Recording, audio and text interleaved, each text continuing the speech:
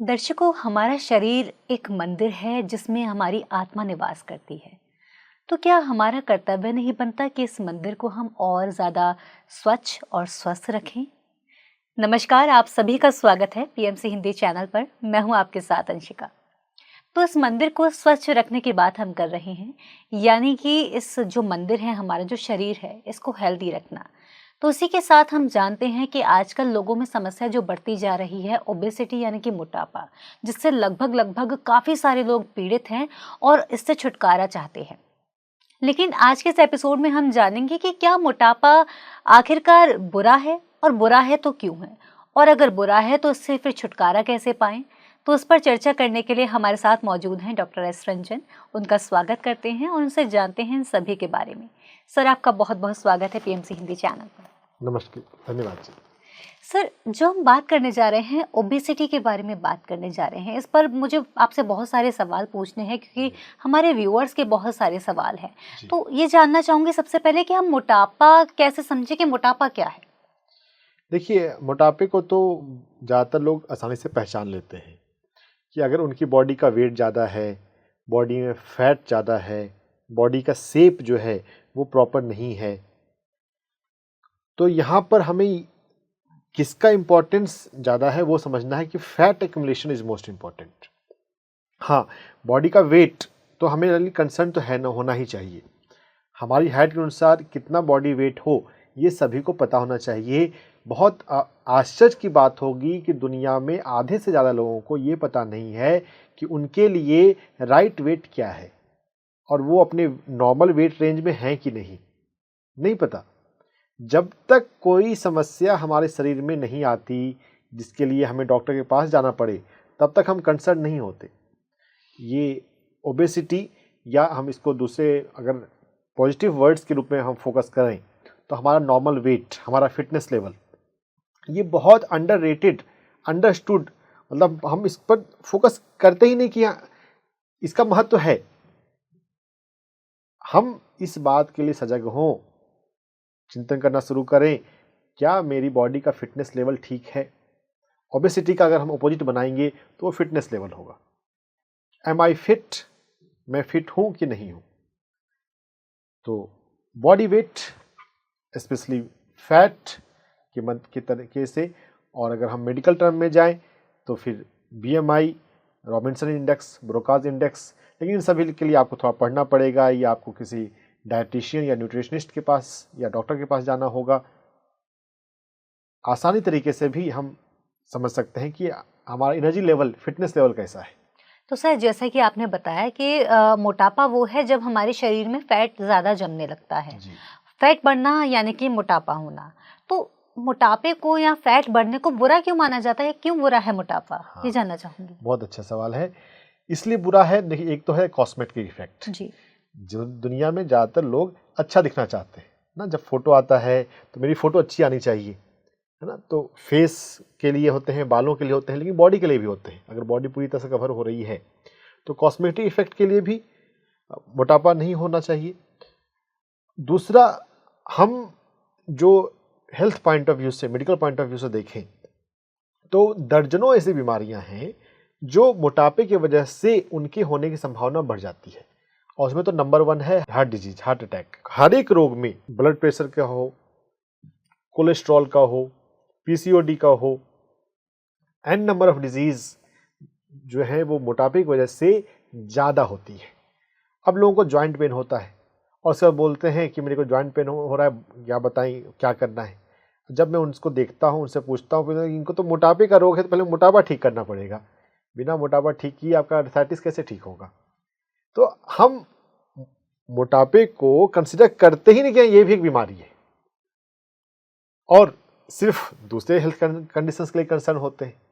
मोटापा कई रोगों को बढ़ाता है, यह बात हमें समझनी है। सबसे ज़्यादा तो हार्ट अटैक, हार्ट डिजीज बहुत बढ़ रही है। हार्ट अटैक, लोग पूछते हैं क्यों हो गया, कैसे हो गया। फिटनेस पे ध्यान नहीं दिया आपने, और फिटनेस के कई सारे आयाम हैं, हम उस पर आएंगे। अगर हम चाहते हैं अपने आप को हम हार्ट अटैक से बचा के रखें तो अपनी बॉडी में फैट एक्यूमुलेट ना होने दें और अपने आप को फिट रखें, एनर्जेटिक रखें, अपनी बॉडी को प्रॉपर शेप में रखें। आपका एनर्जी लेवल अच्छा हो। तो ओबेसिटी को नॉर्मल एक्सेप्ट ना करें। Be conscious, be sincere, take care of your body. हमें समझना है कि मोटापा क्यों बुरा है, क्योंकि इसकी वजह से कई बीमारियां हमारे शरीर में आ जाती हैं जी। जो कि हम नहीं चाहते, और कई जानलेवा बीमारियां का भी हमारा शरीर घर बन जाता है। और जब वो बीमारियां बढ़ती जाती हैं तब हम तभी भी नहीं समझ पाते हैं कि ये दरअसल मोटापे की वजह से है। Yes. क्योंकि हम मोटापे को बीमारी कंसीडर करते ही नहीं हैं, प्रॉब्लम इसको कंसीडर नहीं करते हैं। हाँ। तो सर, अब मैं आपसे ये समझना चाहूँगी कि ये हमने समझा कि मोटापा क्यों बुरा है, इसके कारण समझना चाहूँगी कि क्या कुछ कारण हो सकते हैं मोटापे के। क्योंकि जब मोटापा बढ़ जाता है तब लोगों को लगता है पता नहीं अचानक से हम कैसे हेल्दी हो गए, कैसे ज़्यादा वज़न बढ़ गया।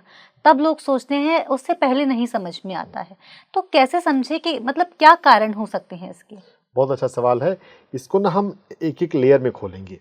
सबसे पहला लेवल है कि दुनिया में ज़्यादातर लोग जो से ज़्यादा खा रहे हैं, वो इस बात के लिए सजग है ही नहीं कि वो क्या खा रहे हैं, कितना खा रहे हैं। वो घड़ी देखकर खाते हैं, किसी ने ऑफर कर दिया तो खा लेते हैं, सामने कोई चीज़ दिखी तो खा लेते हैं। अगर हम अपने आप को प्रॉपर समझें तो हमें अपनी भूख के अनुसार खाना चाहिए। इसलिए नहीं खाना चाहिए क्योंकि खाना सामने आ गया। कम खाने से बीमार जितना हम नहीं होते, जरूरत से ज़्यादा खाने से होते हैं। और हम इतने सभ्यता में इतने आगे तो आ चुके हैं कि भूखे रहने से जो भी लोग इस वीडियो को देख रहे हैं, इस वीडियो को देखने के लिए आपको मोबाइल या टीवी चाहिए।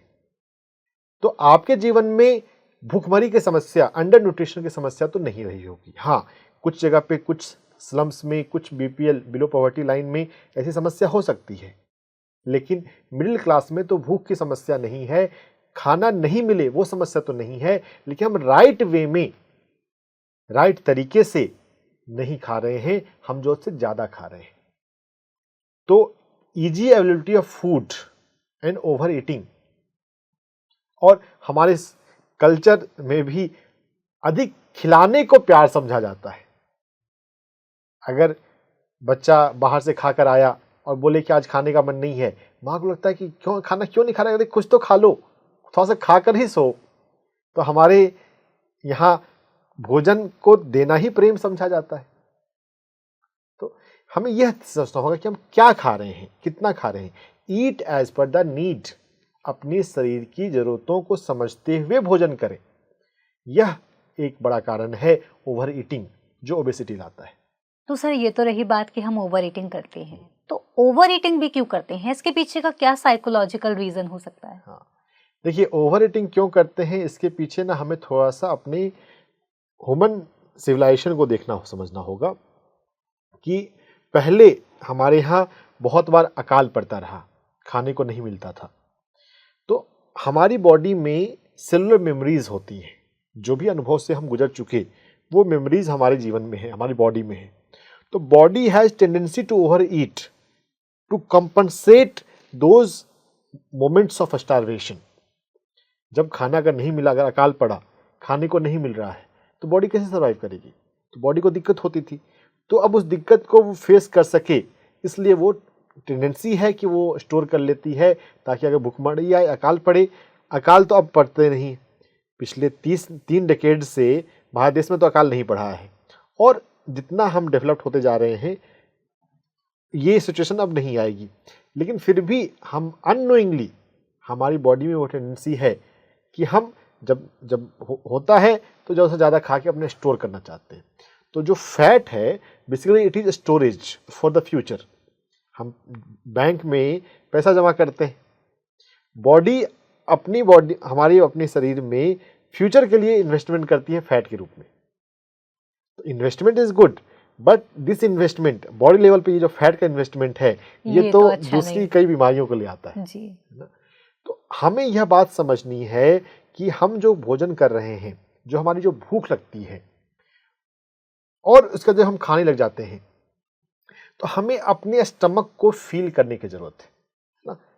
मेडिटेटिव होकर, मेडिटेशन का रोल यहाँ पर बहुत है कि हम जो भोजन करें शांत चित्त से करें।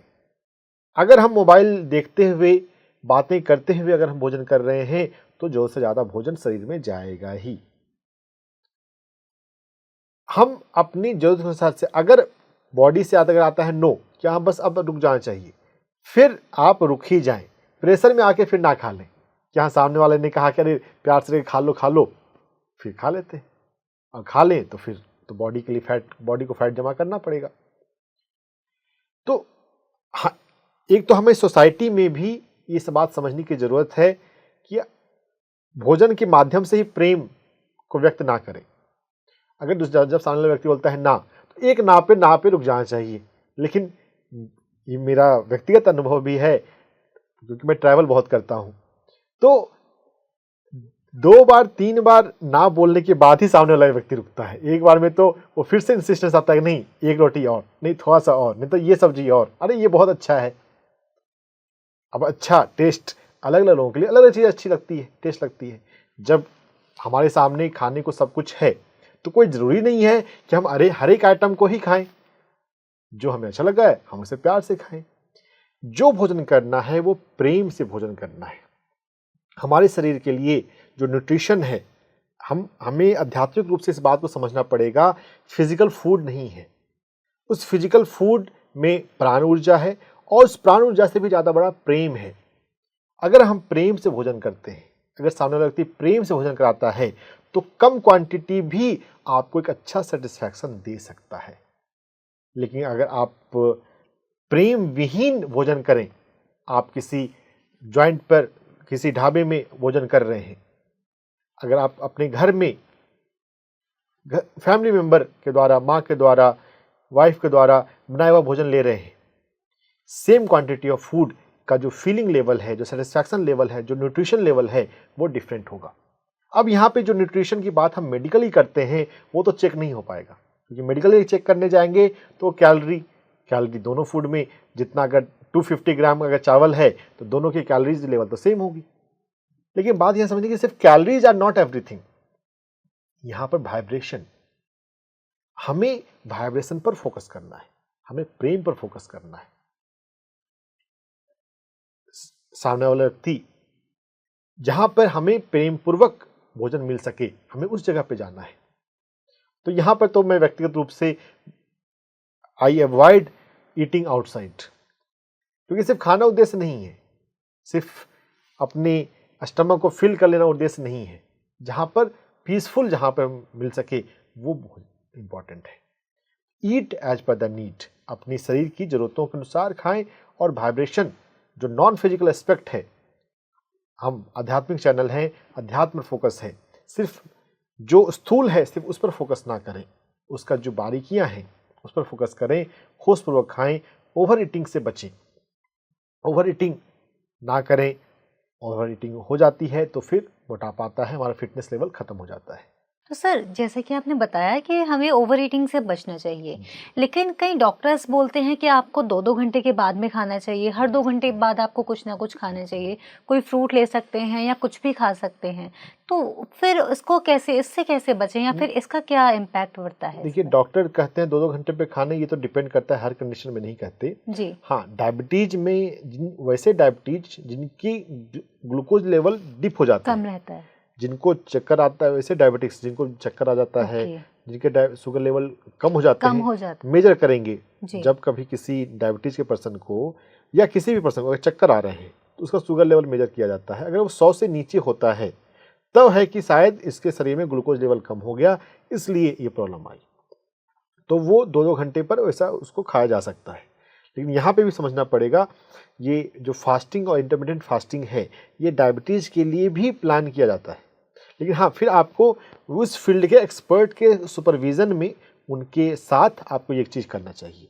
2-2 घंटे पे खाने का रूल सबके लिए तो नहीं है, बल्कि हमारे भारत देश में तो यह रूल है, 1 बार खाए योगी, 2 बार खाए भोगी और 3 बार खाए रोगी।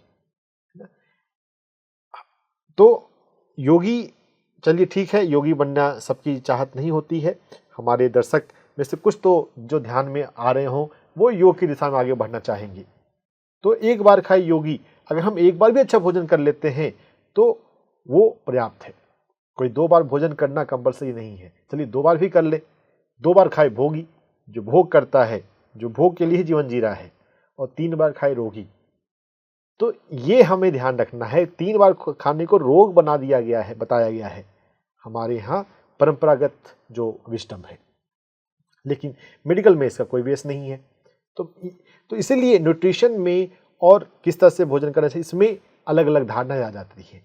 तो हमें यह चिंतन करना पड़ेगा, हमें पढ़ना पड़ेगा, और हमें अपने लिए जो राइट है, जो रीजनेबल है, वो डिवाइस करने पड़ेंगे। हम दूसरों के इन्फ्लुएंस में ना आए, दूसरों की बातों को सिर्फ ना सोचें। हमें यह चिंतन करें, यह सोचें कि मेरे लिए क्या ठीक है, किससे आप एनर्जेटिक रहते हैं, किससे आप फिट रहते हैं। फिटनेस लेवल, एनर्जी लेवल, आपका हेल्थ लेवल, कौन से फूड लेने के पैटर्न से आपके जीवन में अच्छा रहता है, उस हिसाब से आप जीवन जिए। सिर्फ किसी के कहने के अनुसार जीवन ना जिए। तो सर, ये हमने समझा कि कारण क्या कुछ हो सकते हैं मोटापे के, कि हमें कैसे समझना चाहिए कि मोटापे के ये कारण हैं, हमको इनको अवॉइड करना चाहिए। तो अब समझना चाहूँगी कि लक्षण क्या होते हैं, हम कैसे आइडेंटिफाई करें। हाँ, जब दिखने लगता है वेट किसी का बढ़ रहा है वो ठीक है, लेकिन कई बार ऐसा होता है कि किसी व्यक्ति का वेट बढ़ रहा है और वो उससे इस तरह से नहीं ले रहे कि मेरा वेट बढ़ रहा है या मोटापे की ओर मैं जा रहा हूँ। तो वहाँ पर हमें और कौन से लक्षण हो सकते हैं और कौन से साइंस हो सकते हैं, हम समझे कि हाँ, मोटापे की ओर अब हमारा जो है जीवन आगे बढ़ रहा है। देखिए, यहाँ पर तो सबसे पहले हर एक व्यक्ति को ये पता होना चाहिए कि उसकी बॉडी के हाइट के अनुसार से उसके लिए राइट वेट, परफेक्ट वेट क्या है। बहुत लोगों को पता ही नहीं होता कि उनका आइडियल वेट क्या है ना। आप पूछेंगे क्या आप फिट हैं, तो वो हाँ, लास्ट बार डॉक्टर को चेक कराया था, ठीक ही था। हम अपने लिए सजग बने कि मेरे लिए कितना वेट होना चाहिए।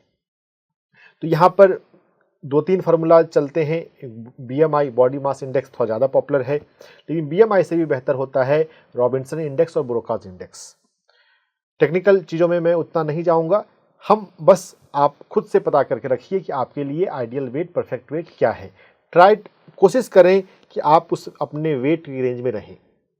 और उसके बाद वेट के बाद जो हमारी बॉडी में फैट का जो डिस्ट्रीब्यूशन है वो हमारी बॉडी में प्रॉपर होना चाहिए। तो इसके लिए बहुत अच्छा है कि हम अपने आप को ऑब्जर्व करें, और इसके लिए सबसे अच्छा टाइम है स्नान करते समय।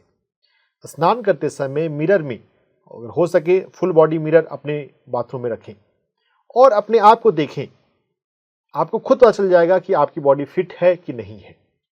और यहाँ पे मैं ओशो का जिक्र करूँगा या लुई हे का जिक्र करूँगा। ओशो ने तो एक मेडिटेशन मेथड बनाया कि अपने बॉडी को ऑब्जर्व करना चाहिए। हम अपनी बॉडी से ही डिस्कनेक्टेड हैं। दूसरे हमारे फोटो को लेकर क्या कमेंट करते हैं, हमने जो फेसबुक पे पोस्ट किया उसको फोटो को देखकर दूसरे लोग क्या कमेंटते हैं, दूसरे लोगों की आंखों से सिर्फ हम अपने आप को जानते हैं। दुनिया में ज्यादातर लोग अपनी आंखों से अपने आप को देखते ही नहीं है। हम खुद से खुद को देखना सीखें। स्नान करते समय 2 मिनट के लिए, 3 मिनट के लिए, छुट्टी का दिन है तो 5 मिनट के लिए अपने साथ टाइम स्पेंड करें। और जो ध्यान की बातें हैं, तो ध्यान वास्तव में और क्या है, खुद के साथ टाइम स्पेंड करना ना। और अगर हम यहाँ लुई हे का अगर हम मिरर वर्क, मिरर एक्सरसाइज अगर यहाँ पे जोड़ लें, तो ऑब्जर्व अपने आप को, अपनी बॉडी में, अपने बॉडी को अपने मिरर में ऑब्जर्व करते हुए हम अगर अफर्मेशन करना चाहें, मिरर वर्क करना चाहें, तो वो किया जा सकता है। लेकिन वो एक डिफरेंट टॉपिक है, उससे मैं यहाँ पे इंक्लूड नहीं कर रहा हूँ। उसके लिए आप परिवर्तन एपिसोड देख सकते हैं, मिरर एक्सरसाइज। जरूरत यह है कि हम अपने शरीर के साथ टाइम स्पेंड करें, अपने आप को देखें, अपने आप से पूछें क्या मैं फिट हूं। बस ये एक सवाल आप रोज पूछें आईने में अपने आप को देखते हुए, 2 मिनट 3 मिनट समय बिताते हुए आपको खुद पता चल जाएगा कि आप फिट हैं या आपके शरीर में ओबेसिटी आ रही है। ओबेसिटी आती है और वो इग्नोर हो जाती है। हम व्यस्त हो जाते हैं। हम इतने व्यस्त ना हो जाएं कि हम अपने आप के साथ, अपने शरीर के साथ भी टाइम स्पेंड नहीं कर रहे हैं। तो यह एक सबसे आसान, सबसे मेन तरीका है ये पता करने का कि आप फिट हैं या आपके शरीर में मोटापा आ चुका है। तो सर ये तो रहा कि हम अपने आप को किस तरह से ऑब्जर्व करके ओबेसिटी पर नज़र रख सकते हैं कि हमारे जीवन में, हमारे शरीर में अब मोटापा आ रहा है या नहीं। तो सर इसके साथ और भी चीज़ें होती हैं जैसे कि सांस फूलना, क्या ये भी इसके यस, लक्षण में है? हाँ। जब नॉर्मल सांसें चलती हैं जी। तो उसमें कोई आवाज़ नहीं होती है। कितने लोगों को जब सांस चल रही है, मैंने बहुत बार ऑब्जर्व किया है, खासकर जिनका वेट ज़्यादा हो रहा होता है, कि उनकी सांसों में आवाज़ आ रही होती है, और लेकिन वो इसको मतलब बीमारी समझते ही नहीं है। फिर कुछ लोगों को सोते समय आवाज़ आती है, स्नोरिंग, खर्राटे। खर्राटे आने का एक बड़ा कारण है मोटापा। अगर मोटापे को कम कर लें तो खर्राटे आने बहुत लोगों के बंद हो जाते हैं। हाँ, खर्राटों को बंद करने के लिए कई सारे और तरीके भी हैं, लेकिन एक बड़ा पॉइंट जो है कि हमें अपने वेट के लिए कंसर्न होना है। कहीं मेरा वेट, मेरी बॉडी में फैट का एक्यूमुलेशन कहीं तो नहीं हो रहा है। देखिए, और अगर वेट को हम अगर बीएमआई या रॉबिन्सन इंडेक्स, ब्रोकाज इंडेक्स के द्वारा चेक करेंगे, है ना, तो पता चलेगा कि वेट ज़्यादा है या नहीं है। लेकिन अगर सिम्टम्स आ रहे हैं तब तो कारण है ना। हमें अपनी लक्षणों के आधार पर, क्या दूसरे लक्षण है मोटापे के, एक तो स्नोरिंग हो गई, स्नोरिंग है, खर्राटे की आवाज़ है, तो वजन को कम करने की जरूरत है। उसके अलावा ब्लड प्रेशर, जिनको भी ब्लड प्रेशर रहता है, ब्लड प्रेशर आ जाता है, तो अपने मोटापे को कम करने की सख्त जरूरत है। कोलेस्ट्रॉल, कोलेस्ट्रॉल बढ़ता है, उसका भी कारण है मोटापा। जो मोटे लोग होते हैं उनमें कोलेस्ट्रॉल बढ़ने की संभावना ज़्यादा होती है। तो मोटापा अपने आप में कई बीमारी साइलेंटली लेकर आता है, अपने पीछे पीछे लेकर आता है। अगर कोई व्यक्ति अपने आप को सिर्फ फिट रख ले, अगर ज़्यादा कुछ नहीं कर सकता है, तो बहुत सारे रोगों से वो बच सकता है। और अगर बीपी, कोलेस्ट्रॉल, स्नोरिंग, ऐसी बीमारियां अगर आ चुकी हैं आपकी लाइफ में, अगर आपने अपने वेट को कम कर लिया, अपने आप को फिट कर लिया, तो ये चीज़ें ठीक हो जाएंगी। तो सर फिट रहने की क्या डेफिनेशन होगी, हमें फिट कैसे रहना है? हाँ, बहुत अच्छा सवाल है। आप जो काम करना चाहते हैं, जो काम करते हैं, जिस भी ऑफिस में काम करते हैं या बिजनेस के लिए है, आपको वॉकिंग करने में, ट्रैवल करने में, जितने काम करने के लिए जितना सीढ़ियाँ चढ़ना उतरना होता है उतने में, आपको घर से ऑफिस जाना है या आपका जो भी थोड़ा बहुत छोटा मोटा ट्रैवल है, सब्जी लाने के लिए या मेट्रो तक, बस स्टैंड तक, पार्किंग तक, आप कितना डिपेंड करते हैं लिफ्ट पे, गाड़ी पे, या आपको जब चलना है तो आप खुशी खुशी चलने के लिए तैयार रहते हैं। हमें कोई एथलीट लेवल के वॉकिंग करने की उसकी जरूरत नहीं है। लेकिन अगर आप कहीं किसी घर में सेकंड मंजिल पर जाना है और लिफ्ट है, और लिफ्ट का ही हम वेट करेंगे, लिफ्ट आएगी तो ही हम जाएंगे, जो फिट रहेगा वो तुरंत चल जाएगा, ठीक है लिफ्ट आती रहेगी, मैं जाता हूं तब तक। तो हम जो काम कर रहे हैं उसके लिए जो एनर्जी लेवल चाहिए वो अगर हमारी बॉडी में है तो हम फिट हैं। खुद से हमें एसेस करना चाहिए। कोई फिटनेस, कोई डॉक्टर, कोई डाइटिशियन, न्यूट्रिशनिस्ट, कोई जिम वाला ही बताएगा तभी फिटनेस पता चलेगी, ऐसा नहीं है। आप अपने आप में एनर्जेटिक महसूस करते हैं, वॉकिंग करना हो, सीढ़ियाँ चढ़नी हो, कहीं आना जाना हो, थोड़े से चलने के बाद मैं तो थक गई, मैं तो थक गया, अगर यह ऐसा आता है तो ये फिटनेस का लक्षण नहीं है। हमें अपने ऊपर काम करने की जरूरत है, अपने आप को प्यार करने की जरूरत है। जो भोजन हम करते हैं उसे होशपूर्ण करने की जरूरत है। फिटनेस लाने के लिए सबसे इंपॉर्टेंट पॉइंट जो है वो फूड, क्या खाते हैं, कितना खाते हैं, किस तरह से खाते हैं। जो चीज़ नहीं खानी चाहिए क्या वो भी खा लेते हैं आप, किसने दे दिया तो फिर आप प्यार को निभाएंगे तो फिर आपका शरीर भी आपको प्यार करेगा। ठीक है, आओ थोड़ा सा फैट आपको मैं देता हूँ, फैट को संभाल के रखो भविष्य के लिए, कभी अकाल पड़ा तो। ये समझना है हमें कि हमारी बॉडी पास्ट एक्सपीरियंस, भुखमरी, और जो यहाँ पे जो सेलुलर मेमोरी होती है, हमारी बॉडी की जो मेमोरी है ये कई डेकेड की है। हमारे पेरेंट्स ने जो अनुभव किया वह भी हमारी बॉडी में आ जाता है। तो हमें ये बात समझनी है कि अगर बॉडी का वेट ज़्यादा है, स्नोरिंग हो रही है, कोई और तकलीफ हो रही है, सांस की तकलीफ हो रही है, फिर भी हम उसको कम करने के लिए प्रयास नहीं कर रहे हैं। तो ऐसा क्यों हो रहा है?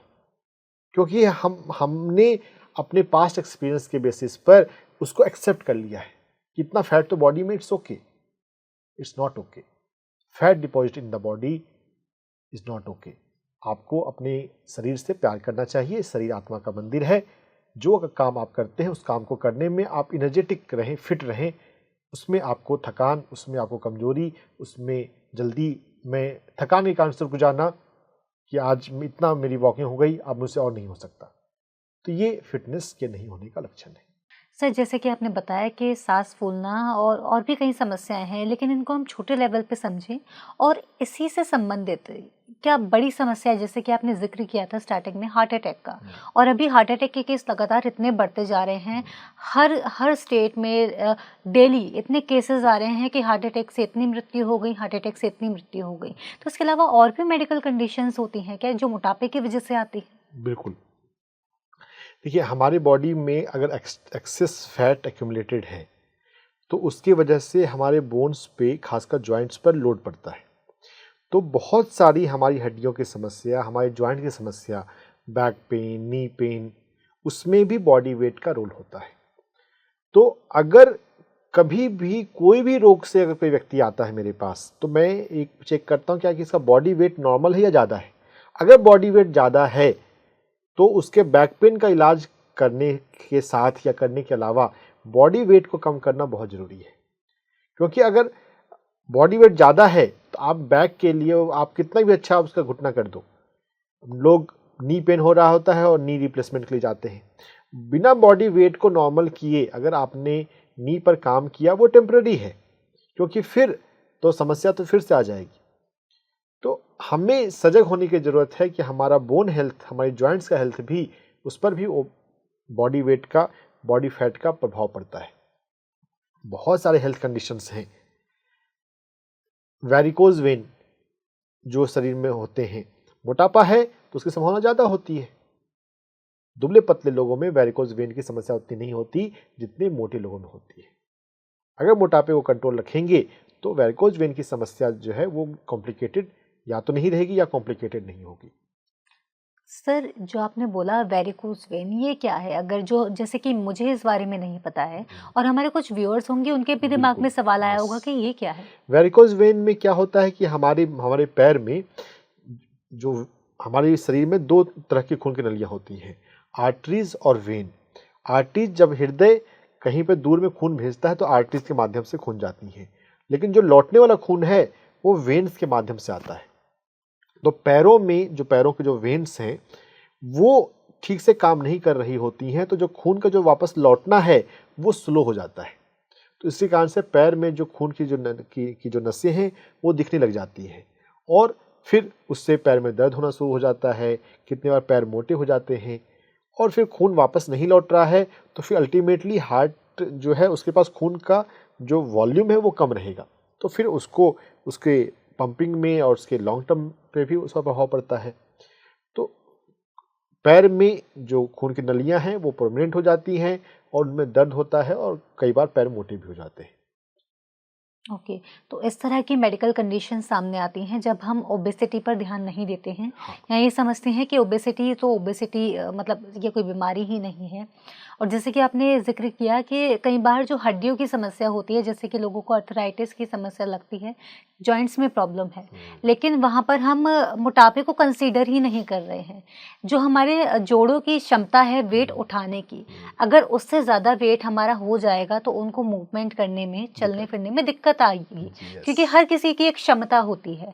तो जब वो क्षमता से ज़्यादा वेट हमारा हो जाएगा तब वो जोड़ों में प्रॉब्लम आएगी, और वहाँ पर जोड़ों की कोई दिक्कत भी नहीं है। हम इसको ये समझे कि जोड़ों की कोई गलती नहीं है।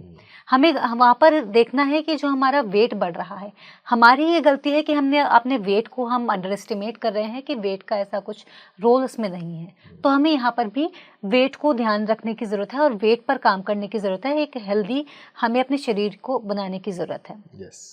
तो सर, इसके साथ ही ये भी समझना चाहूँगी कि क्या फीमेल और मेल्स दोनों में अलग अलग तरह की समस्याएं होती हैं, अलग अलग तरह की मेडिकल कंडीशंस होती हैं, सिर्फ ओवरवेट या मोटापे की वजह से? देखिए, महिलाओं में जो रिप्रोडक्टिव ऑर्गन के इश्यूज हैं, जैसे कि पीसीओडी हुआ, मायोमा हुआ, एक्स्ट्रा मसल ग्रोथ।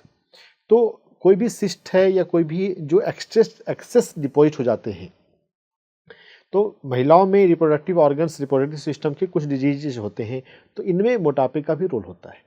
अब जैसे किसी किसी को अगर पीसीओडी की समस्या है, बहुत बार पाया गया कि पीसीओडी की समस्या के साथ साथ ओवर वेट का भी इशू होता है, लेकिन ओवर वेट के लिए कंसर्न हम नहीं होते, हम सिर्फ पीसीओडी के लिए कंसर्न हो रहे हैं। तो यस, जो अब मेल और फीमेल में बॉडी स्ट्रक्चर जो डिफरेंट है, उसकी वजह से कुछ डिफरेंट केसेस तो होते हैं। ओके, तो पीसीओडी की समस्या को हम समझ सकते हैं या सिस्ट की समस्या को समझ सकते हैं, जो कि ओवरवेट होने के कारण से होती हैं, और यूट्रस में कुछ एक्स्ट्रा ग्रोथ्स वगैरह हो जाते हैं, तो फाइब्रॉइड्स वगैरह, इसको इस तरह से ले सकते हैं कि इनका भी कारण एक तरह से देखा जाए तो वेट हो सकता है। तो जो भी हमारे व्यूअर्स अगर इस तरह का सवाल हमें भेजते हैं, तो हमें वहाँ पर ये भी ध्यान रखने की ज़रूरत है कि वो अपना वेट भी हमें बताएं कि कहीं उनका ओवर वेट तो नहीं हो रहा, कि हमें वहाँ पर इस पैरामीटर को भी लेके चलना होगा कि इनका वेट ज़्यादा है तो हमें वेट को रिड्यूस करना है, सो दैट उनका जो फाइब्रॉइड है या यूट्रस में सिस्ट है वो कम हो सके, या पीसीओडी की समस्या जो है वो कम हो सके, वो ठीक हो सके। तो सर, इसके साथ ही अब मैं ये समझना चाहूँगी कि क्या इस पर काम करने के लिए फास्टिंग एक बहुत ऐसा मेथड है जिसको लोग समझते हैं कि हाँ, फास्टिंग करने से मोटापा कम हो जाता है, चला जाता है, लेकिन फास्टिंग को भी लोग गलत ढंग से भी करते हैं, सही ढंग से भी करते हैं। तो जो लोग गलत ढंग से करते हैं उनका रहता है कि मैं तो फास्टिंग भी कर रही हूँ, लेकिन मेरा तो वेट कम नहीं हो रहा। तो इस पर समझना चाहूँगी कि फास्टिंग कैसे करें फिर। देखिए, फास्टिंग करने के लिए शुरुआती तौर पे तो कभी किसी जिसने फास्टिंग किया हो, या जब कहीं पे किसी नेचुरोपैथी सेंटर में या कोई ऐसा योगा प्रोग्राम है जहाँ पे फास्टिंग किया जाता है, तो पहली बार ना सुपरविज़न में या फास्टिंग करने वाले लोगों के साथ या ग्रुप में ही करना चाहिए, तो प्रॉपर फास्टिंग करने का तरीका हम समझ पाते हैं। चीज़ दिखने में सिंपल है, लेकिन अगर चीज़ें बातें पता ना हो तो वो कॉम्प्लिकेट हो जाती है ना। हमेशा हमें अपने फास्टिंग को स्लो, धीरे धीरे शुरू करना चाहिए, है ना। कुछ घंटों का फास्ट भी आया है जिसको इंटरमिटेंट फास्टिंग करते हैं। अगर आप फास्टिंग हम प्रॉपर नहीं कर सकते हैं तो इंटरमिटेंट फास्टिंग 14 to 16 आवर्स का फास्ट, ये तो हम जरूर कर सकते हैं। और फास्टिंग में फास्टिंग को जो ब्रेक करते हैं वो सबसे इंपॉर्टेंट होता है। जब फास्टिंग को जब तोड़ा जाए तो आपको लिक्विड ही लेना चाहिए, सॉलिड फूड से कभी भी फास्टिंग को अपना ना तोड़े। सबसे बड़ी गलती इसमें होती है। जो लोग फास्टिंग करते हैं और फास्टिंग से जब बाहर आ रहे होते हैं तो पहले कुछ घंटे आप सिर्फ लिक्विड लें। अगर हमने फास्टिंग किया, हमने अपने स्टमक में, इंटेस्टाइन में कुछ नहीं गया है, अब जो पहला जो जाएगा फूड कंटेंट अगर वो लिक्विड होगा तो उसे डाइजेस्ट करने में ईजी होता है। तो सुपाच्य भोजन होना चाहिए।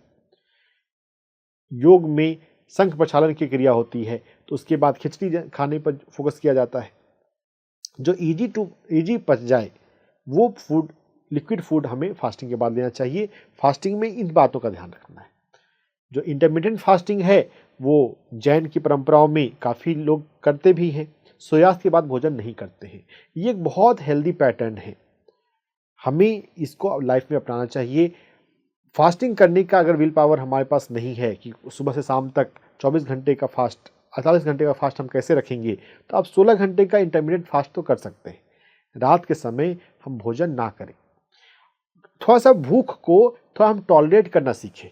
बहुत लोग ने ऐसा सोचते हैं कि भूख लग जाएगी तो क्या करेंगे, अरे भूख लग जाएगी तो फास्टिंग करेंगे। इस तरह से आप देखें, थोड़ी देर अगर भूख लग जाती है तो बॉडी को उससे ज़्यादा वीकनेस नहीं आती है। अगर हम भूखे अपने आप को थोड़ा देर कुछ घंटे रख भी लेते हैं तो उससे ज़्यादा नुकसान क्या होने वाला है, बल्कि आपकी बॉडी में जो क्लीनिंग वर्क है। इंटरमिटेंट फास्टिंग का सबसे बड़ा फायदा क्या है, हमारी बॉडी को जब कुछ खाने को नहीं दिया गया तो बॉडी अपने क्लीनिंग वर्क पे फोकस कर पाती है। जो टॉक्सिन आपकी बॉडी में जमा हो जाती है उसको वो निकाल फेंकती है बाहर। तो भूखे रहना तो शरीर के लिए फायदेमंद है, लेकिन हम कभी अगर खाना नहीं खा पाए, नहीं आगे पीछे हो गया तो हम परेशान हो जाते हैं, मैं इतने घंटे से भूखा हूं। अच्छी बात है, आपका क्लीनिंग हो रही है। नेचुरोपैथी के सिस्टम में इन बातों को काफी ज्यादा एम्फेसाइज किया जाता है। हम नेचुरोपैथी के सिस्टम जो लोग फॉलो करते हैं उनके साथ थोड़ा टाइम स्पेंड करेंगे तो हम ये बातों को समझ जाएंगे, भूखे रहना कोई गलत बात नहीं है। अगर कभी किसी सिचुएशन में हमें भोजन करने को नहीं मिला, कहीं जल्दबाजी है, कहीं जल्दी पहुंचना है, तो it's okay, skip the meal. भूखे रह के भी आप एक अच्छा हेल्थ रख सकते हैं। ओवर ईटिंग करने से ज़्यादा बीमारियां हो रही हैं, फास्टिंग करने से बीमारियां ठीक होती हैं। फास्टिंग और इंटरमीडिएट फास्टिंग को प्रॉपर वे में हम करना सीखें। जिनका भी वेट ज़्यादा है वो सप्ताह में 3 दिन इंटरमीडिएट फास्टिंग किया करें। 3 दिन सिर्फ 8 घंटे की विंडो में सुबह 10 बजे से 6 बजे के बीच में खाएं।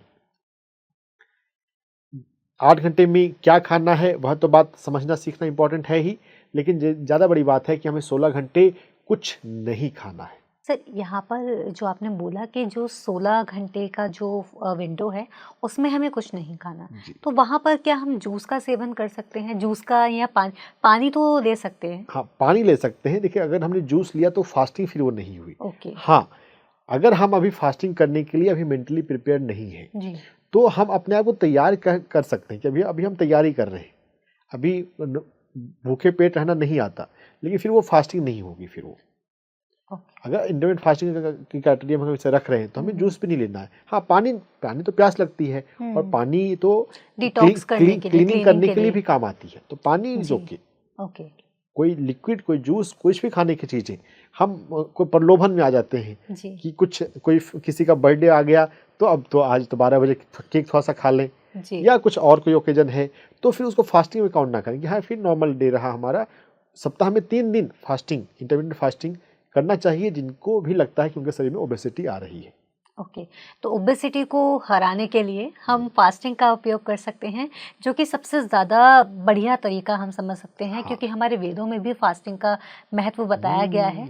और इसके साथ ही साथ जो संत हैं, जो महात्मा होते हैं, जो योगी होते हैं, उनका भी ज़्यादातर रहता है वो एक ही बार दिन में भोजन करते हैं। तो हम अपने आप को उस कैटेगरी में इतना ना रखकर अगर हम ये समझें कि हम तो संसारिक जीवन भी जी रहे हैं और फिर भी अगर हमें मोटापा है तो हम सप्ताह में 3 बार इंटरमीडिएट फास्टिंग कर सकते हैं, जिससे हमारी बॉडी का क्लीनिंग भी हो जाए और जो मोटापा है उससे दूर होगा, तो हम एक हेल्दी लाइफस्टाइल मेंटेन कर पाएंगे जब मोटापा दूर होगा। तो हर एक धर्म में फास्टिंग के बारे में तो बताया गया है। बिल्कुल। हम प्रॉपर पढ़ते नहीं हैं, करते नहीं हैं। हमें फास्टिंग के महत्व को समझने और उसको करने की जरूरत है। सप्ताह में 3 दिन की इंटरमीडिएट फास्टिंग और महीने में 1 दिन की प्रॉपर फुल कंप्लीट फास्टिंग अगर हम करते रहें तो जिंदगी में हम कई रोगों से बचे रहेंगे।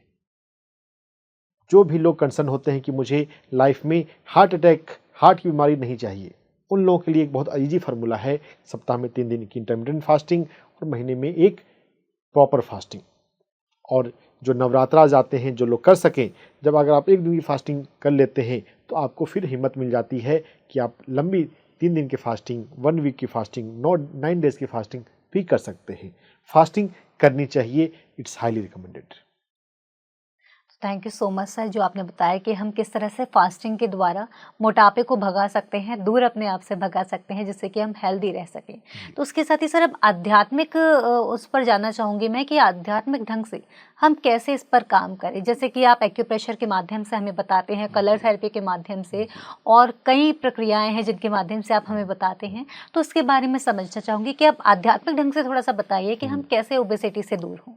देखिए, हमें सबसे पहले यह बात समझनी है कि हमारी आत्मा और भौतिक शरीर के बीच में 7 शरीर हैं जी। तो इन 7 शरीर में जो एस्ट्रल बॉडी है जिसमें हमारी डिजायर है, मेंटल बॉडी है जिसमें माइंड है, हमारी सोच विचार, तो उसके हिसाब से मैं चिकित्सा पद्धति को कैटेगराइज करता हूँ। तो सबसे सूक्ष्म जो है वो तो मेंटल बॉडी है। तो मैं mind body work, mind body medicine पर ज़्यादा फोकस करना चाहता हूँ कि हमारे सोचने का ढंग कैसा हो। तो हमारी ओवर ईटिंग की हमारी जो टेंडेंसी है वो हमारे पास्ट एक्सपीरियंसेस से आ रही है। तो अगर हम यह बात को समझें, इस बात को मान के रखें कि जब मुझे जो अनुभव चाहिए वो अनुभव यूनिवर्स मुझे दे देता है, यूनिवर्स मेरी नीड्स का, ज़रूरतों का ख्याल रखता है जी। अगर ये माइंडसेट आएगा तो हम भविष्य के लिए ओवर ईटिंग नहीं करेंगे अनजाने में कि अगर ओवर ईटिंग का जो साइकोसोमेटिक रीज़न है यह पास्ट मेमोरी कि कल खाने को नहीं मिलेगा तो क्या करेंगे, तो मरने से बचने के लिए ज़्यादा खा लो। तो हमें अपने माइंड के लेवल पे अपने सबकॉन्शियस माइंड की प्रोग्रामिंग करनी है, उस थॉट को छोड़ना है कि मुझे कल खाने को नहीं मिलेगा।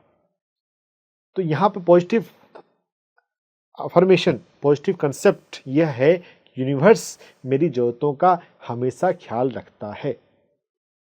यूनिवर्स मेरी भोजन का हमेशा ख्याल रखता है। ये अफर्मेशंस आप प्रैक्टिस किया करें। जब भी आप भोजन करने जा रहे हैं, भोजन शुरू करते समय आंख बंद करके अपने आप से बोलें, यूनिवर्स मेरी ज़रूरतों का ख्याल रखता है। जो मेरी ज़रूरत है, जो मेरी नीड है, वो हमेशा पूरी की जाती है। और भगवत गीता का तो सार ये है, जो हुआ अच्छा हुआ, जो हो रहा है अच्छा हो रहा है। हमको पता नहीं चलता कि यहाँ पे क्या अच्छा है, तो हम बोलते हैं कि आज खाने में ये ठीक नहीं था, आज मुझे खाने को नहीं मिला, मेरे को ये खाना पसंद है लेकिन फिर भी नहीं मिल रहा है, मेरे को दिक्कत आ गई है, मेरे को भूखा रहना पड़ता है। भूखा रहना भी आपको हो सकता है, प्रकृति फोर्स कर रही है कि बच्चे इंटरमिटेंट फास्टिंग कर लो, लेकिन हम कंप्लेन कर रहे हैं कि मेरे को खाने को नहीं मिल रहा है। तो यूनिवर्स मेरी ज़रूरतों का ख्याल रखता है, ये अफर्मेशन आप किया करें। सर, ये तो आपने अफर्मेशन हमें बताया कि यूनिवर्स मेरी ज़रूरतों का ध्यान रखता है, क्योंकि हमें जैसा कि आपने बताया कि सेल्स हमारी मेमोरीज़ कैरी करती हैं। तो हमें जब लगता है कि कल हमें खाना नहीं मिलेगा तो दिक्कत होगी, तो हमें वहाँ पर अपने आप को इतना ज़्यादा रिस्ट्रिक्ट नहीं करना है, यूनिवर्स पर भी छोड़ना है, क्योंकि जो भी चीज़ हमें चाहिए होती है यूनिवर्स वो ऑलरेडी करता है। हमें जिस फल की ज़रूरत होती है, जिस सीज़न में जिस चीज़ की ज़रूरत होती है, वो प्रकृति हमें देती है। जिस अनाज की ज़रूरत होती है वो हमें जिस स्टेट में है, जिस जगह पर हैं, जिस जैसी जगह पर हम हैं, तो वो चीज़ हमें ऑटोमेटिकली वहाँ मिलती है। तो हमें इसको इस तरह से लेना है, पॉजिटिव वे में लेकर के चलना है कि हमें इतना ज़्यादा खुद को रिस्ट्रिक्ट या खुद को इतना टेंशन में रखने की ज़रूरत है ही नहीं कि हमें अगर ये नहीं हुआ तो हम क्या करेंगे, अगर खाने को कल नहीं मिला तो क्या करेंगे। यूनिवर्स ऑलरेडी सब कुछ करता है हमारे लिए, ऑलरेडी वो प्लान करके चलता है। तो सर, इसके साथ और भी कोई अफर्मेशन आपसे जानना चाहूँगी, और क्या अफर्मेशंस हो सकते हैं? मैं जानती हूँ बहुत सारे हो सकते हैं, लेकिन कुछ अफर्मेशंस जो हम और भी इस्तेमाल कर सकें। यूनिवर्स मेरी ज़रूरतों का ख्याल रखता है जी। इस अफर्मेशन को करने के बाद हमें सेल्फ लव का अफर्मेशन करना चाहिए। देखिए सर, लेकिन ना सेल्फ लव पर मैं आने से पहले पूछना चाहूँगी, सेल्फ लव का क्यों अफर्मेशन? सेल्फ लव, अगर हम खुद से प्यार करते हैं तो हम उतना ही भोजन करेंगे जितना मेरे शरीर के लिए अच्छा है। जी। ओवर ईटिंग, बेहोशी में भोजन करना क्यों होता है? कोई व्यक्ति टीवी देखते देखते या मोबाइल देखते देखते खाना क्यों खाता है? क्योंकि वो खुद से प्यार नहीं करता है। अगर कोई बंदा खुद से प्यार करेगा तो वो मोबाइल देखते देखते खाना नहीं खाएगा, क्योंकि उसे पता है कि अगर मोबाइल देखते देखते खा रहा है तो वो कब एक्स्ट्रा रोटी खा जाएगा उसे पता ही नहीं चलेगा। तो सेल्फ लव, जितनी शरीर की जरूरत है उतना खाना खाने के लिए जरूरी है, हम उतना ही भोजन करें जितना जरूरत है। इस बात को इंश्योर करने के लिए हमें खुद से, यानी कि हमें अपने शरीर से प्यार करने की जरूरत है। जितनी भूख हो उतना खाएं, एक भी निवाला हम एक्स्ट्रा ना खाएं, हम एक भी रोटी एक्स्ट्रा ना खाएं, लेकिन हम खा लेते हैं। कारण है खुद से प्यार की कमी। तो मैं खुद से प्यार करता हूं। भोजन करते समय अगर आपको लगता है कि आपके भीतर ओवर ईटिंग की टेंडेंसी है, जो कि थोड़ा सा चिंतन करेंगे, अगर बॉडी फिट नहीं है, अगर आईने में अगर आपने अपने आप को देखा और आपको लगता है कि आपकी बॉडी फिट नहीं है, तो आपको खुद से प्यार करने की ज़रूरत है। तो मिरर में जब आप अपने आप को ऑब्जर्व कर रहे हैं अपने नेचुरल स्टेट में, तो वहाँ भी अफर्मेशंस कर सकते हैं कि मैं खुद से प्यार करता हूँ। और भोजन करते समय में भी मैं खुद से प्यार करता हूँ, मैं उतना ही खाता हूँ जितना मेरी ज़रूरत है, तो ओवर ईटिंग नहीं होगी। तो हमें अपने आप से प्यार करना है। जब हम ये समझेंगे कि हाँ, मैं अपनी बॉडी को प्यार करता हूँ या करती हूँ, तो तब हम ओवर ईटिंग नहीं करेंगे। क्योंकि कहीं ना कहीं जब भी हम कुछ ना कुछ ओवर ईटिंग करते हैं, हमको पता चल जाता है कि हाँ, ओवर ईटिंग हुई है और पेट में दिक्कत होने लगती है, कभी कुछ तो कभी कुछ। तो उससे बचने के लिए हमें माइंडफुल ईटिंग करनी है। सबसे मेन चीज़ जो है, हमें स्क्रीन को हटाकर तब खाना खाना है, और माइंडफुल ईटिंग करने के साथ ही हमें पता रहेगा कि हमें कितना भोजन करना है, कितना भोजन नहीं करना है। तो ये स्क्रीन हटाने के बाद भी कभी कभी ऐसा हो सकता है कि हम विचारों में खो जाएं। जी। कोई बात हुई थी, कोई बिजनेस प्लानिंग है, कुछ कहीं ट्रैवल करना है उसकी प्लानिंग है, हम उन विचारों में रहते हुए खाना खाएं, वो भी ठीक नहीं है। तो हमें उस प्रोसेस, अगर हमें लगता है कि हमारा माइंड थिंकिंग करते हुए खा रहा है, तो हमें क्या करना चाहिए? हमें मेडिटेशन को जोड़ लेना चाहिए। अगर भोजन करने से पहले हम 1 मिनट के लिए भी आंख बंद कर दें, शांत हो लें, तो माइंडफुल ईटिंग आ जाएगी ना। या कभी आपको पता चले कि आप बेहोशी में भोजन करते हैं, तो ओशो का फॉर्मूला माइंडफुलनेस लाने का आप नए तरीके से करें। चम्मच को अगर आप राइट हैंड से पकड़ के खाते हैं, आप लेफ्ट हैंड से पकड़ कर खाएं, तो आपको अवेयरनेस ज़्यादा रहेगी। नया नया व्यंजन बनाकर खाएं। सेम व्यंजन को खाते हैं तो हम जो है अनकॉन्शियस हमारी ईटिंग हो जाती है। आप उस तरीके से भोजन को करें जो आप नॉर्मल वे में नहीं करते, तो आपका अवेयरनेस ज़्यादा रहेगा। भोजन का उद्देश्य जो है हमें पोषण देना है मेडिकल पॉइंट ऑफ व्यू से, और आध्यात्मिक पॉइंट ऑफ व्यू से भोजन का उद्देश्य अनुभव लेना है। तो भोजन के उद्देश्य को समझते हुए, अपने शरीर की जरूरतों को समझते हुए, मेडिटेटिव वे में, माइंडफुल वे में अगर हम भोजन करते हैं तो हम सही ढंग से भोजन करते हैं। तो सर, ये तो रही बात कि हम किस तरह से माइंडफुल रहकर खाना खाएं, और अफर्मेशन की आपने बात बता दी। तो उसके साथ समझना चाहूँगी कि क्या कोई एक्यूप्रेशर पॉइंट्स भी हैं जिन पर हम काम करके ओबेसिटी से राहत पा सकते हैं? यस, मुद्राज हैं, एक्यूप्रेशर पॉइंट्स हैं, कलर थेरेपी है। देखिए यहाँ पे मैं सूर्य मुद्रा की बात बताता हूँ कि सूर्य मुद्रा करने से हमारे रिंग फिंगर को हम फोल्ड करते हैं और थंब से भी जब प्रेस करते हैं तो ये सूर्य मुद्रा बनता है। सूर्य मुद्रा से हमारे शरीर के अंदर सूर्य तत्व, अग्नि तत्व बढ़ने लगता है। तो जिनको भी ओवर ईटिंग है की आदत है, जिनकी बॉडी में फैट का एक्यूमुलेशन है, वो सूर्य मुद्रा का प्रयोग 5 से 15 मिनट के लिए दिन में 3 बार किया करें। तो अगर सूर्य तत्व अधिक है, अग्नि तत्व अधिक है, तो आपकी बॉडी वेट ज़्यादा नहीं होगी। लेकिन यहाँ पर थोड़ा सा एक बात ये ध्यान रखना है कि इससे शरीर में गर्मी बढ़ती है। तो जिन लोगों को गर्मी अधिक लगती है या जिन लोगों को गुस्सा अधिक आता है, वो इसके ड्यूरेशन को थोड़ा सा कम कर दें, वो 5 मिनट के लिए करें। जिनको ठंड अधिक लगती है, वो ठंड से बचने के लिए भी सूर्य मुद्रा का प्रयोग कर सकते हैं। सूर्य मुद्रा अपने आप में एक बहुत अच्छा आसन है, और अभी जो मौसम है इसमें तो और भी ये बहुत हेल्पफुल है। सूर्य मुद्रा के अलावा हम ST36 एक्यूप्रेशर पॉइंट हमारे घुटने के पास बाहर की तरफ होता है, हम उसका मसाज करते हैं, तो उससे हमारे शरीर में स्टमक मेरिडियन, यांग मेरिडियन एक्टिव रहेंगे, और यांग मेरिडियन अगर एक्टिव रहे तो हमारे शरीर में मोटापा नहीं होगा। लेकिन इन सभी टूल्स को ना हमें कॉन्शियस ईटिंग के साथ जोड़ते हुए करना है। अगर हम सोचें कि हाँ मैं तो रोज 4 आलू पराठे खाऊंगा, जो मेरी पसंद की चीज़ है वो मैं खूब खाऊंगा, उसके साथ में ये करूंगा, तो वो चीज़ें काम उतनी नहीं करेंगी। आपको माइंडफुल ईटिंग तो करना ही है अपनी यथासंभव अपने साथ, और फिर इसको एड ऑन की तरह। तो ST36 एक्यूप्रेशर पॉइंट मसाज करते हुए यांग को हम एक्टिवेट करें। यांग को एक्टिवेट करने का एक और तरीका है, पैर की उंगलियां, जो छोटी उंगलियां हैं, उनका मसाज। हमारे यांग मेरिडियंस पैर में जाकर समाप्त होते हैं, तो अगर हम उनको एक्टिव रखेंगे, उनका मसाज करेंगे, तो यांग की नाड़ियां हमारे पैरों में खुली रहेंगी, तो इससे मोटापे को कंट्रोल करने में हेल्प हो सकता है। सर, कलर थेरेपी के बारे में भी जानना चाहूँगी कि कलर थेरेपी से कैसे काम करें इस पर? देखिए, कलर थेरेपी के लिए हमें यहाँ पे आना पड़ेगा स्टमक और स्प्लीन, पैंक्रियाज। एनर्जी मेडिसिन के कंसेप्ट में जो हमारी भूख लगती है, जो हम खाना खाते हैं, जो हमारा चॉइस है कि मैं क्या खाऊं, कितना खाऊं, ये चॉइस को रेगुलेट करने वाला है स्प्लीन और पैंक्रियाज। तो अगर स्प्लीन और पैंक्रियाज हेल्दी रहता है तो हम ज़रूरत से ज़्यादा भोजन नहीं करेंगे। जब शरीर की भूख पूरी हो गई, फिर हम रुक जाएंगे, नहीं अब मेरा बस हुआ। अब सामने वाला व्यक्ति अगर इंसिस्ट भी करे तो हम अपने ना पे टिके रहेंगे। लेकिन अगर हमारा स्टमक, हमारा स्प्लीन स्ट्रांग नहीं है, तो हम दूसरे के इंसिस्ट बोलने पर हम अपनी बात से हट जाते हैं और फिर से खा लेते हैं। तो येलो कलर का प्रयोग करना है। येलो कलर से स्प्लीन, पैंक्रियाज, स्टमक हेल्दी होते हैं। कहाँ पर करेंगे? ST36 पॉइंट जो मैंने बताया वहाँ तो कर ही सकते हैं। स्प्लीन के, पैंक्रियाज के, स्टमक के जो भी पॉइंट्स हैं, एरिया हैं, सभी पर हम येलो कलर का प्रयोग कर सकते हैं। पैर में SP4 एक्यूप्रेशर पॉइंट होता है। हमारे जो पैर का जो तलवा है और तलवे से जो सामने जगह है, इसके जंक्शन पे SP4 एक्यूप्रेशर पॉइंट है। हम इस SP4 एक्यूप्रेशर पॉइंट पे येलो कलर लगाएंगे तो हमारी ये ओवर ईटिंग के हैबिट्स को कम कर सकता है। हम फिंगर्स में सुजोक मेरिडियन, ब्यूल मेरिडियन होते हैं, हम उस पर काम कर सकते हैं। स्टमक मेरिडियन बाहर की तरफ है और स्प्लीन मेरिडियन अंदर की तरफ है। तो स्टमक मेरिडियन 3 फिंगर पे बाहर में और अंदर में दोनों तरफ 3-3 सुजोक मेरिडियन है। तो स्टमक मेरिडियन जो है वो सबसे साइड में है। जो 3 मेरिडियन होंगे, तो स्टमक मेरिडियन है, गॉल ब्लैडर मेरिडियन है और यूबी मेरिडियन है।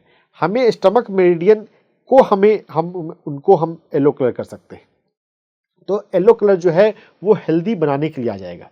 अगर किसी को फ़ायदा लेना है जल्दी, कि मोटापा तो बहुत है और उसे एक्टिव करना है, तो यहाँ पे ग्रीन कलर और रेड कलर भी हम उपयोग कर सकते हैं स्टमक मेरिडियन पे। हमारे जो हाथ में अंदर की तरफ, पैर में अंदर की तरफ स्प्लीन मेरिडियन आते हैं, तो यहाँ भी अंदर की तरफ आएंगे, तो इस रीजन में स्प्लीन मेरिडियन आएगी, तो हम इस रीजन में येलो कलर लगा सकते हैं। और अगर हमें स्प्लीन, अगर हम येलो कलर मार्कर का यूज ना करना चाहें तो हम हल्दी का प्रयोग कर सकते हैं। हल्दी को अगर हम SP4 ST36 पर लगा लें तो वह भी बहुत अच्छा सब्स्टिट्यूट है येलो कलर के लिए। Thank you so much sir, आपने इतनी सारी नॉलेज हमारे साथ शेयर की, इतना सारा ज्ञान हमारे साथ शेयर किया। लेकिन अब वक्त हो चला है आज के एपिसोड में विदा लेने का, विराम लेने का यहाँ पर। तो आपको धन्यवाद देना चाहूँगी आपके कीमती वक्त के लिए। आपका बहुत बहुत धन्यवाद। वेलकम जी। तो दर्शकों, आज के इस एपिसोड में हमने जाना ओबेसिटी यानी कि मोटापे के बारे में। मोटापा क्या होता है, क्यों होता है और मोटापा बुरा क्यों होता है, और यदि आपको मोटापा है तो इसको हम कम कैसे कर सकते हैं, ख़त्म कैसे कर सकते हैं, इसके बारे में हमने साथ साथ ये भी जाना कि इसके होने से क्या कुछ बीमारियां हमारे शरीर में आ जाती हैं, तो कितना ज़्यादा ज़रूरी होता है इससे दूर हो जाना, ये हम सभी समझ चुके हैं। उम्मीद करती हूँ कि आप भी अपने आप पर ध्यान देंगे और यदि आपके जीवन में मोटापा है तो उससे दूर होंगे, इन सब बातों का ध्यान रखेंगे, इनको अपने जीवन में अपनाएंगे। और यदि आपके जीवन में मोटापा नहीं है तो आप अपने एक हेल्दी लाइफस्टाइल की ओर कदम बढ़ाएंगे, ध्यान को अपनाएंगे और वॉकिंग को अपने जीवन में ज़रूर अपनाएंगे। तो इसी के साथ अब लेती हूँ आपसे आज्ञा। आपसे फिर होगी मुलाकात डॉक्टर से पूछो के एक और एपिसोड के साथ। तब तक के लिए मुझे दीजिए आज्ञा। आप देखते रहिए PMC हिंदी चैनल। नमस्कार।